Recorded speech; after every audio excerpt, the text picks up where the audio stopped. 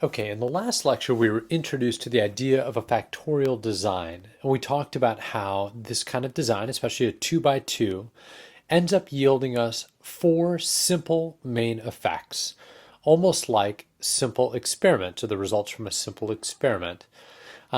We also talked about briefly how averaging a treatment's simple main effects lets you find what we call the overall main effect. Now, I'll show this in a little bit more detail in just a few minutes. But what I want you to think about when you think about the overall main effect is the average effect of varying a factor. So in the experiment, we talked about the average effect of treatment versus control. Regardless of dosage, when you average those out, what is the average effect of giving someone a treatment versus giving them a control? And you can think about it with the other factor as well. What is the average effect of increasing dosage? Regardless of whether someone got a real treatment or not, what's the average effect of increasing dosage? Okay, but the most important element of a factorial design, as I alluded to last time, is that a factorial design allows you to compare these simple main effects. What this means is to discover whether or not there's an interaction between one factor and the other. In other words, whether the factor of having a real treatment versus a placebo changes how dosage influences happiness. Now, this will be a little easier to see when we look at both the numbers and visually. So let me take you through some examples. So first of all, let me take you through an example that we've already talked about, which is where there's no interaction. We know that there's no interaction when the simple effects of one variable on happiness here are equal across different levels of the other variable. So what would that look like? Well, the example we gave before. So here, if we want to know what is the effect of treatment, what we find is that treatment improves happiness in the multiple dose condition, and treatment improves happiness by 2 in the single dose condition. In other words, regardless of whether I'm taking one dose or 2, a multiple dose or a single dose, treatment always improves happiness as compared to the control or the placebo. The other way of looking at this exact same thing is on dosage, with respect to dosage. So let me erase this. So when we think about dosage here, higher doses always improve happiness as compared to single doses. They do it in the treatment condition, and the higher dose improves happiness over the single dose in the control condition. In other words, in both these conditions, multiple doses improve happiness by 2. So the simple effect is the same across different levels of the other variable. There is no interaction. In other words, taking a treatment versus a control doesn't change how dosage influences happiness. Higher doses always create higher happiness, at least in this study. So let's look at a condition in which this is not true. When there is an interaction. An interaction is when simple effects differ between levels of another factor. So for instance here, let's take a look at the effect of treatment on happiness. In the multiple dose condition, what we find is treatment improves happiness by 2. But in the single dose condition, treatment decreases happiness by 2. In other words, dosage affects, or what we're going to call moderates,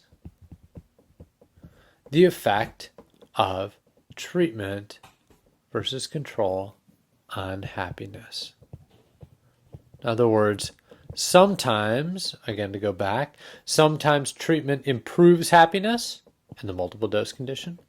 Sometimes treatment decreases happiness in the single dose condition. In other words, if I were to ask you, how does treatment affect happiness? You would have to say this phrase, and this is a phrase I want you to always think about when you think about an interaction. How does treatment influence happiness? It depends. It depends on whether you're taking one dose or two. If you're taking one dose, then treatment makes happiness go down. If you're taking multiple doses, then treatment makes happiness go up. Okay, let's look at it with the other variables. So I'm going to erase these for a second here.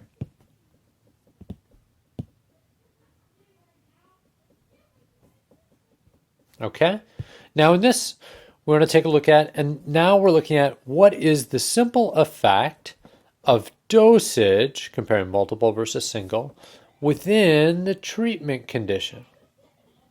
In other words, going from a single to a multiple dose in the treatment condition increases happiness, and it increases happiness by 4. Dosage increases happiness in the treatment condition. But the question is, does it do the same thing in the control condition? And if we look over, we find that the answer is no.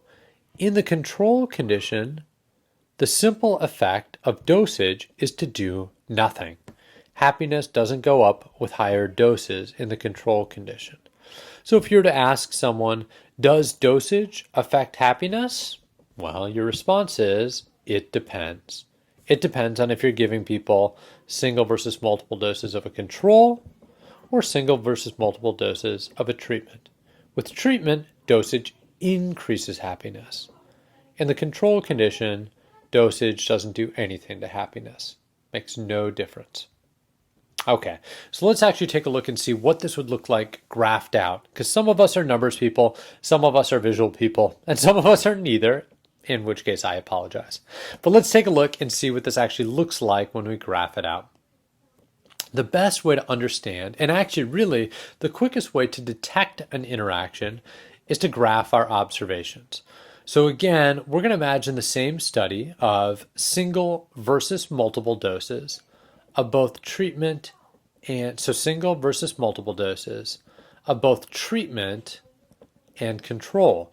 So what we're going to do is we're going to graph both treatment conditions and we're going to graph both controls. And remember, up the side here is what we've been calling happiness. But really, this is just our dependent variable. Over here is one factor of our independent variable, and up here is another factor of our independent variable. We randomly assign people to either a treatment or a control, and then we randomly assign them to either a single or a multiple dose condition. Both of these are independent variables, or IVs. And then we measure their happiness, which is a dependent variable. Okay, so let's actually graph this out. Let's do this for our first set of numbers that we looked at, the no interaction condition. Okay, so the easiest way to do this is we just go through each one. So let's take the single dose of a treatment first. So a single dose of a treatment, we're going to graph as a 3. 1, 2, 3. That's all we're doing, just graphing the single dose of a treatment. Remember, the treatment are our squares. And now let's graph the multiple doses of our treatment, which is 5. And oftentimes what we'll do is we will then, in fact, in just a second here, I think we'll draw a line between this. Let's finish graphing them. So a single dose of the control is going to be 1. That's this up here. And multiple doses of the control are going to be 3 down here. And then what I like to do is I usually like to draw lines between the treatment and between the controls. Because now what we do is we take a look. Visually speaking, the best way to tell if there's an interaction or not is to ask this question. Are the lines parallel? Yes, if they're parallel, that means there's no interaction. If not, there's an interaction. So here we have 2 parallel lines, and there is no there is let Let me erase that. We have two parallel lines. Yes, so we have no interaction. All right, I'm all over the place with my pen here. Okay, let's take a look at another. And remember, number-wise, we know that there's no interaction because the effects that we see here of going from a control to a treatment are the same whether we're in the single dose condition, +2, or in the multiple dose condition, treatment increases by 2 as well. Okay, that's one of the ways that we know that there's no interaction. So let's take a look at a condition in which there are interaction effects. Okay, so I'm going to tell you ahead of time, this is one where there are interactions. We saw this one before. So again, let's graph. Let's start with a single dose of the treatment and a multiple dose of the treatment, 5. So again, single dose, multiple dose, we put those over the respective areas of the graph. And then a single dose of the control is at 3, and multiple doses of the control are at 3. And we're going to link those two with lines. So now we're going to ask that same question. Are they parallel? If yes, then there's no interaction. If no, if they're not parallel, then there is an interaction. In this case, are these lines parallel? No, this line is not parallel to that one. So we say there is an interaction here. And notice they're crossing here, but they don't always have to cross. As long as they're not parallel, we say that there is an interaction. In fact, let me give you a third example of an interaction. This one's one with lines that don't cross. Let's graph it again.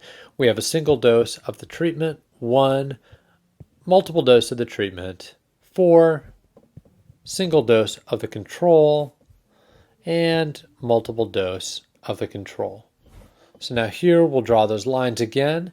Now notice these lines don't cross, but are they parallel? No.